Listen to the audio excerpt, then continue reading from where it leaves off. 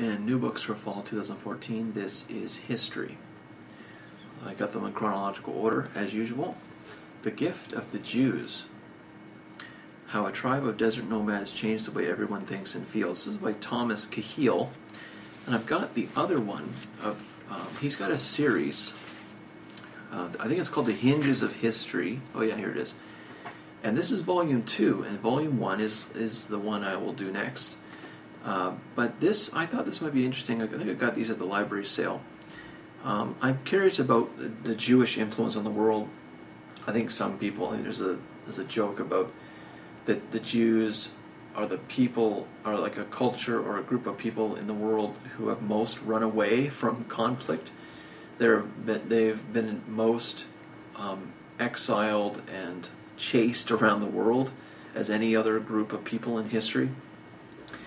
But I'm interested because it seems like there's always like anti-Semitism, and there's been a hatred of Jews, especially when they're successful, and they make a lot of money, and they loan out money, which seems to me to be a service and a benefit.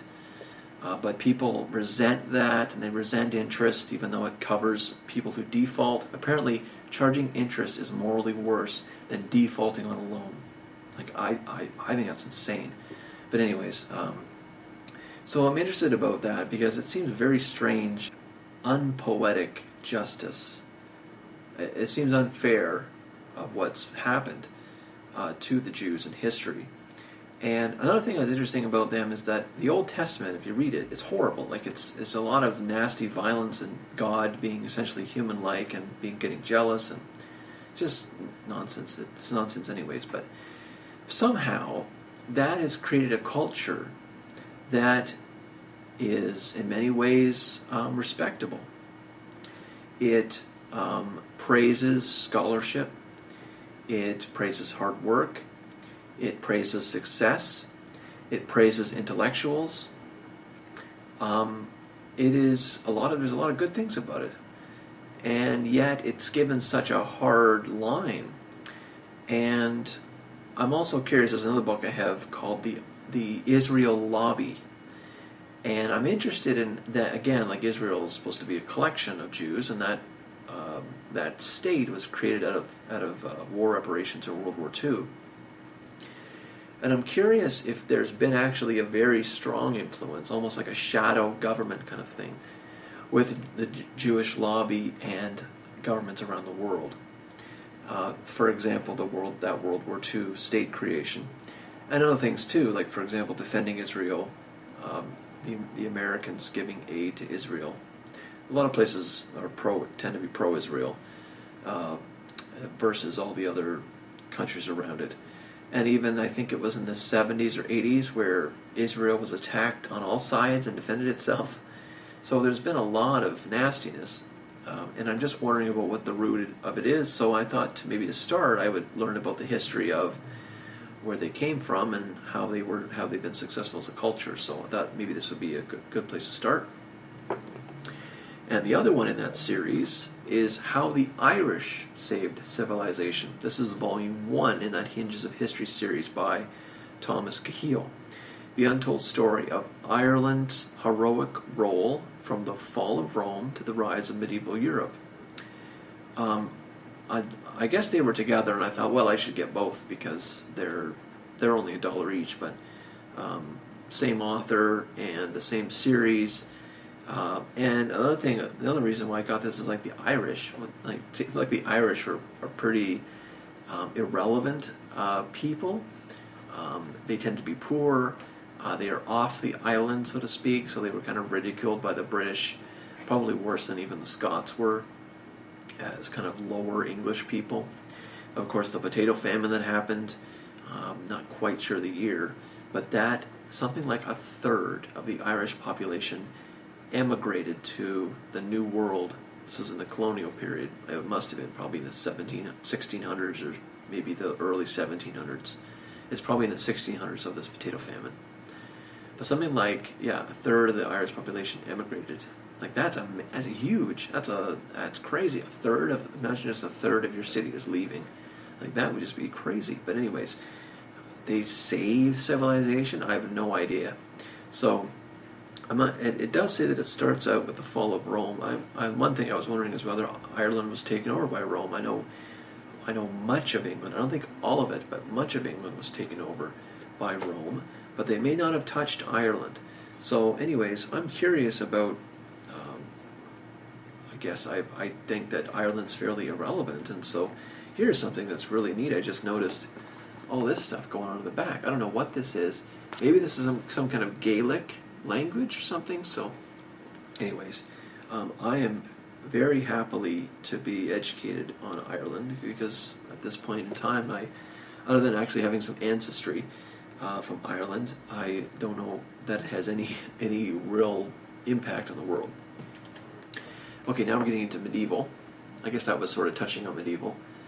This is Castles, Their Construction and History by Sidney Toy. I am interested in castles, and you may remember, if you watched my videos long enough, you may remember a series I was producing, beginning with the beginning of time. And it was a kind of a history, I don't know why I call it, marathon, a reading marathon. I was trying to do reading books, about 5 at a time or so, on the beginning of time to the present day. And I got up to Egypt, and then I stopped because of this life kind of happened, and I didn't have time anymore, and I haven't touched it for probably 2 years now, maybe 2 years. But I did make some videos. I did read. There was quite a few books. I don't know if I released my intro. I don't know if that's public, but anyways, I talked about what I was going to do, and I mentioned, I think it was about 5 or 6 books I was starting with. Like, I was starting with Will Durant's Story of Civilization, his first volume, and there was a book by Asimov, Chronology of the World, I think, and there were some other ones. There was a Penguin History of the World, and H.G. Wells' The Outline of History. I was using that too. Many sources on the beginning of time, so we've got how the planets are forming and things like that. Carl Sagan's book on Cosmos. I was hoping to integrate that in there too. But what I was going to do is eventually I was going to start using video games within this series to make it more entertaining and to show some aspects of history. So, for example, when I got into Egypt, I was going to have Pharaoh running. Pharaoh is a famous Sierra game that you play as Egypt. And then when we get into the medieval era, I was going to show castles. There's a game called Castles 2, which is a fantastic game, and it actually shows building castles.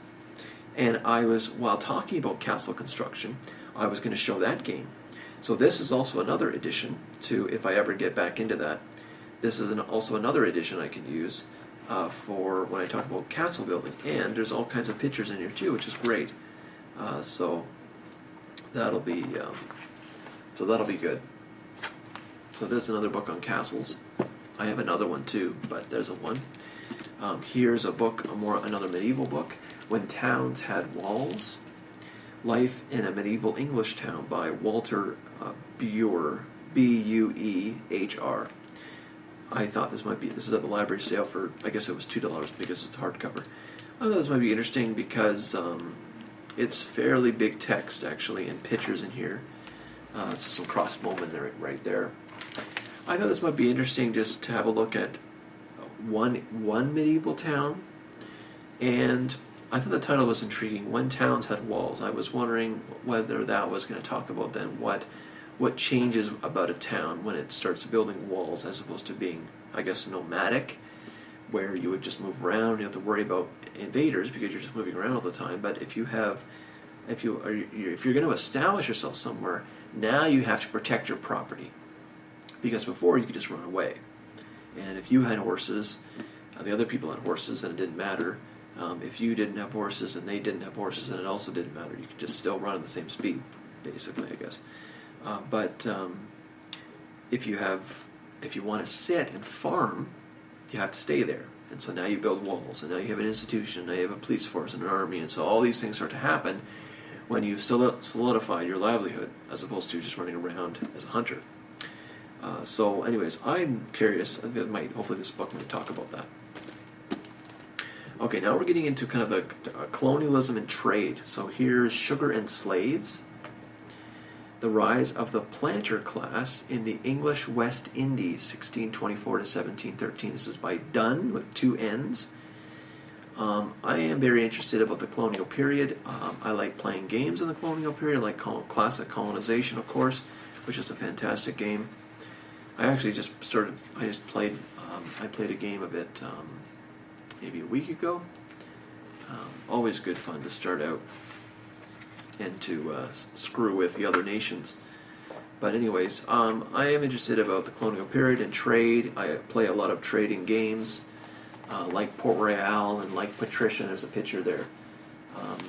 All kinds of pirate, or I guess I haven't played Pirates in a long time. Age of Pirates is actually a pretty good game, but all kinds of trading and the kinds of things that they did at that time, spices and sugars and food and whatever.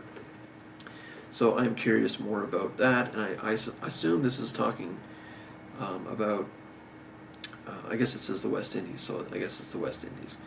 So that'll be very interesting. And another one on that similar topic is called Indigo. In Search of the Color That Seduced the World. So indigo is a dye, and it was traded. It was used in clothing. Especially if you're rich, and you'd want some nice blue clothing, I guess, indigo clothing, as opposed to everyone else who would wear either white or gray because of wool. But if you could dye the wool, then you could show yourself to be more than just a peasant. So indigo was traded. It was out of Africa, which I actually didn't know until I picked this up and was looking at it. Indigo was out of Africa and traded there. There's some pictures in the middle here, some colored, what do they call them, plates, I think. Here's a neat little picture of some blue dye there. So anyways, this will be great because I like trade, and I should mention when I was in my master's, and I really liked a game called EU3, which is Europa Universalis 3. I liked playing as the Hanseatic League, which is out of Lübeck, and it's a trading guild out of the, I can't remember what they call it, but it's north of Europe, below Norway and north of Europe and in there, that seaway there. And the Hanseatic League controlled trade in that area for, I think, about 300 years, something like from the 1500s to the 1800s, something like that. Maybe that's not quite right, but something like that. It might have been even before that too, because I know EU3 starts in the late 14th century, something like that. But anyways, I was reading up on the Hanseatic League because I thought it was really interesting. And there's all kinds of trade that happens, of course, with the Hanseatic League, trading in salt from Lübeck and fish from Scandinavia and all that kind of stuff. So anyways, I like trading games and like that kind of stuff, so I'm interested to read about one particular trade commodity, indigo. Another book, I guess this is a popular one, and I've heard some people talk about it and review it. The Professor and the Madman, A Tale of Murder, Insanity, and the Making of the Oxford English Dictionary. I saw this randomly at the library sale, and I've heard of it before, and I thought, well, it's only $1, so I guess I will see what's in here. This is by Winchester. Pretty strange that all this nonsense is happening over the creation of a dictionary, but I guess I'll have to see what's going on with that. Here's a book. I got this from a used bookstore that was going out of business, and they had 50% off everything. So To Rule the Waves, this was $8, but 50% off, so it's $4. How the British Navy Shaped the Modern World. So this is by Herman.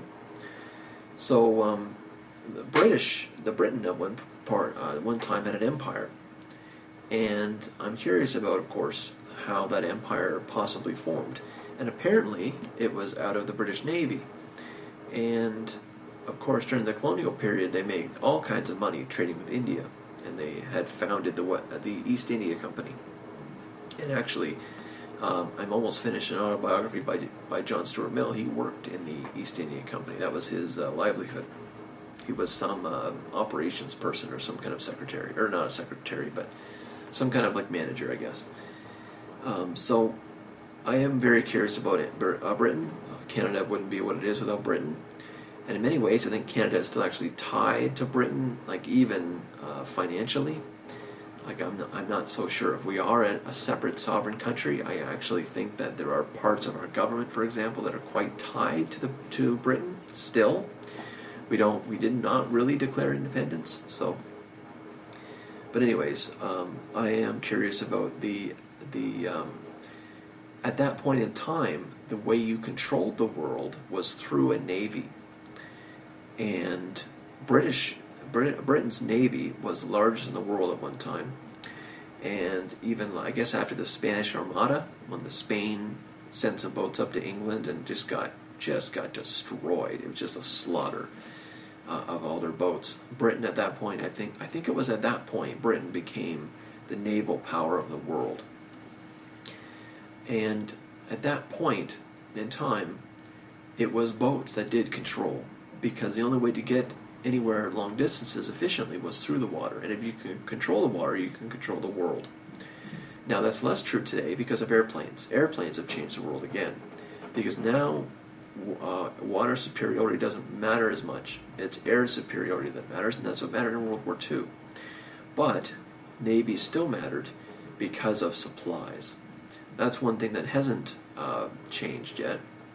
You can get from place to place through air, and you can attack with air fairly well. But you can't ship supplies as well. To ship supplies, you can ship a lot more off a boat, with a boat.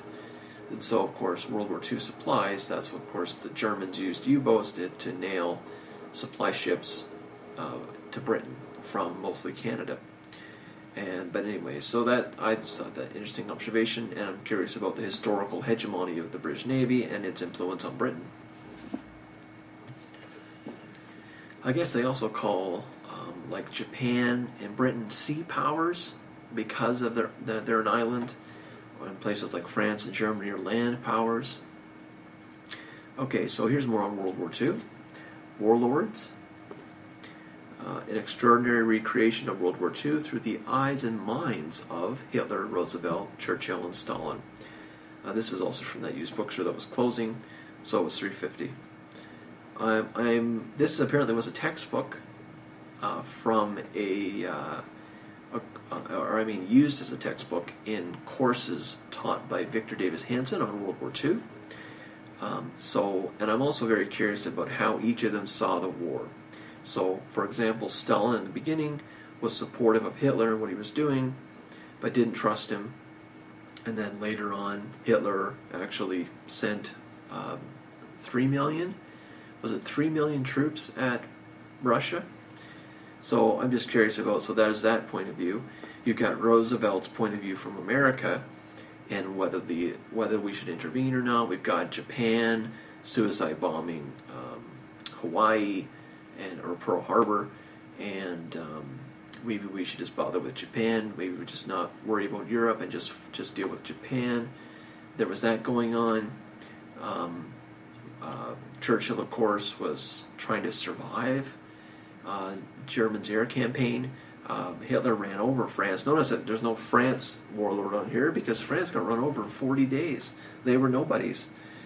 They were not a big player, unlike in World War I, unlike in the Napoleonic Wars. So how strange for France that they were at once pretty powerful, they're supposed to be a land power, and then now they get run over. So I am curious about their points of view. Even, for example, for Churchill to want to work with Roosevelt, like Churchill, of course, they needed the help because they were getting attacked, but there was still resentment about Britain and the United States because of their Declaration of Independence and that war and the Civil War, and the British still being an empire, and that insult of America to separate 150 years earlier. And Roosevelt was certainly left-wing. Churchill was an old imperialist, so they didn't like working together, didn't see eye to eye. So I'm curious about I guess I haven't talked about Hitler, but their points of view on what they were trying to do. I guess I may have mentioned a little bit about Hitler's point of view. Germany was devastated after World War I. There was massive war reparations out of the Treaty of Versailles that was putting their country in poverty. Hitler was there was something strange about the election, but it was something like he basically had a minority government, but somehow he kind of took it over or something like that. It's not like he got a landslide victory. It was something odd that went on, but he got in. He helped the country, apparently. He improved the economy. He got things back to work again. The Germans were happy. The Germans resented the rest of the world because of the loss of World War One. And when when Hitler started just taking over territory that was lost during World War One, the Germans were happy. They took back, I think it was 60 miles out of France, and even when Hitler rolled into Belgium, that was fine. That was considered German territory. Apparently, the Germans didn't like when they attacked Norway because they saw Scandinavia as still kind of very, I guess, Aryan. That's kind of the German point of view on human race. Anyways, that's just from Hitler's point of view what he was trying to do, trying to get the country back and take over what was lost.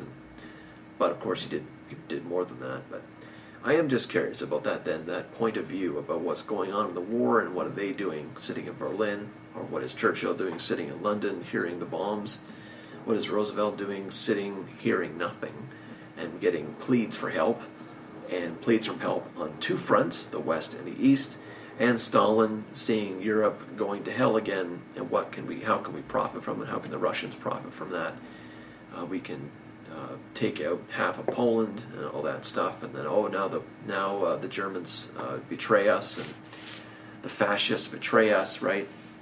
I guess Mussolini isn't on that warlord list, but he backed out early.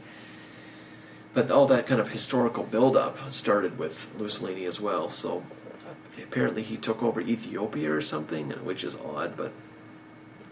Okay, more on World War II. Eichmann in Jerusalem. This is by Hannah Arendt. You may have heard of her because of her scholarship on totalitarianism. So I don't know a lot about it, other than to say that Eichmann was on trial. This is a famous trial. So after World War II failed, Eichmann was on trial because of what he did in the Nazi army. I don't know if he was in the death camps or what he did exactly, but essentially I think the contention is that should we punish a person for war crimes if he was just following orders? If someone says that, well, yes, I did these horrible things, I sent the Jews to gas chambers or whatever, I'm not sure exactly what Eichmann did himself, but if he didn't do those things, he would have been shot by a superior, and then someone else would have done the same thing. Should he have then still been shot? Or simply because he loses the war, now he's going to be prosecuted even though he served his country, which what everyone else did? It's kind of an interesting issue in morality as well. Like, what do we base this on? Just the losers, the winners are the ones who can condemn the losers? Because if the Nazis won, maybe they would have prosecuted Churchill. I don't know. So, anyways, that kind of is what's going on in this trial, whether we forgive Eichmann because he was merely being a good soldier, or whether we condemn him because we are the winners. And there's another aspect of this as well. What should he have done? Should he have been shot, or should he have followed orders?